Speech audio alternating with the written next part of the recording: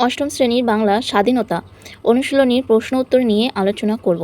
একের এক কি আছে? ল্যাংস্টন হিউজের প্রথম কাব্যগ্রন্থের নাম কি? উত্তর, ল্যাংস্টন হিউজের প্রথম কাব্যগ্রন্থ দ্য ওয়েভি ব্লুজ।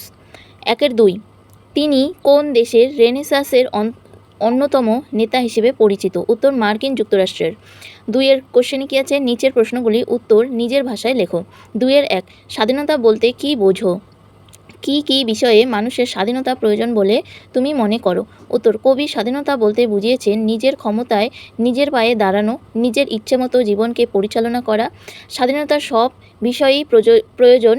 নিজের পায়ে দাঁড়াতে, নিজের সম্পদ অর্জন করতে, খাদ্য সংগ্রহ করতে, বাঁচার জন্য স্বাধীনতার প্রয়োজন। দুইয়ের দুই, মানুষ পরাধীন কখন হয়? উত্তর, যখন মানুষ সব ধরনের অধিকার থেকে বঞ্চিত হয়, মানুষ তখন পরাধীন হয়। তখন তার নিজের উপর তার কোনো নিয়ন্ত্রণ থাকে না, সে হয় পরাধীন। দুইয়ের তিন কোশ্চেন, পরাধীন মানুষের স্বাধীনতা পাওয়ার পথগুলি কী কী? উত্তর, পরাধীন মানুষের স্বাধীনতা পাওয়ার প্রথম পথ হলো ভয় না পাওয়া। দ্বিতীয় পথ হলো অন্যায়ের সাথে বা ইচ্ছার বিরুদ্ধে আপোষ বা সমঝোতা না করা। বেঁচে থাকার অধিকার, সব কিছু পাওয়ার অধিকার সবার আছে। পরাধীন মানুষ চিরকাল পরের অধীনে হয়ে থাকবে না। এর জন্য অপরের মানসিক ও চিন্তাশক্তিকে জাগিয়ে তুলতে হবে। মানুষ একত্র সংগ্রামী পরাধীনতা মোচনের একমাত্র পথ। তীব্র আন্দোলন ও গণচেতনার দ্বারা পরাধীন মানুষ স্বাধীনতা অর্জন করতে পারে। স্বাধীনতা অযাচিতভাবে আসে না, কেউ তা হাতে করে তুলেও দেয় না। তা অর্জন করতে হয় প্রতিবাদ করে, ছিনিয়ে নিয়ে। তবেই শুধু প্রতিবাদ নয়, পাশাপাশি পরাধীন মানুষকে আত্মগঠন করার মধ্য দিয়ে নিজেকে যোগ্য করে তোলারও প্রয়োজন। দুইয়ের চার, স্বাধীনতা কবিতাটির মধ্যে দুটি পক্ষ আছে, আমি পক্ষ আর তুমি পক্ষ। এই আমি পক্ষ আর তুমি পক্ষ এর স্বরূপ বিশ্লেষণ করো। এই ক্ষেত্রে সে পক্ষ নেই কেন? উত্তর, ল্যাংস্টন হিউজ রচিত স্বাধীনতা কবিতায় স্পষ্টভাবে দুটি পক্ষের উল্লেখ রয়েছে। এখানে আমি পক্ষ হলো পরাধীন মানুষ যারা প্রতিদিন শোষিত ও অত্যাচারিত হয়ে চলেছে, লেখক নিজেও তাই।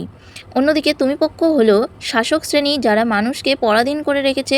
সে পক্ষ এখানে না থাকার কারণ, সমাজে দুটি প্রধান শ্রেণী, শাসক ও শাসিত শ্রেণী। এছাড়া অন্য কোনো শ্রেণী অস্তিত্ব পাওয়া যায় না, তাই এখানে সে পক্ষ নেই। দুইয়ের পাঁচ, সময়ে সবই হবে, কাল একটা নতুন দিন। কবিতার মধ্যে উদ্ধৃতি চিহ্নের ভিতরে থাকা কাঠিকর পদের কথা বলে তোমার মনে হয়? তারা এই ধরনের কথা বলেন কেন? উত্তর, কথাটি অবশ্যই কবি ল্যাংস্টন হিউজের। কবিতায় কথাটি প্রাচীনপন্থী মানুষদের বলে মনে হয়। এরা সাময়িক নিরাপত্তার কথা ভেবে শাসকের অত্যাচারের প্রতিবাদ করেন না, অথচ আশা নিয়ে বাঁচেন। এদের দিন চলে গেলেই হয়, সামরিক সুখকেই এরা বড় মনে করেন। তারা অসম সংগ্রামে যেতে চান না, ক্ষমতা ধরে আঁকড়ে বাঁচতে চান। তাই এই ধরনের কথা তারা বলে থাকেন। অবস্থার পরিবর্তন ঘটিয়ে দৃঢ়ভাবে মানুষ নতুন সমাজ তৈরি করতে তারা ভয় পান, অথচ বিশ্বাস করেন দিন একদিন বদলাবে। দুইয়ের ছয়, আগামীকালের রুটি দিয়ে কি আজ বাঁচা যায়?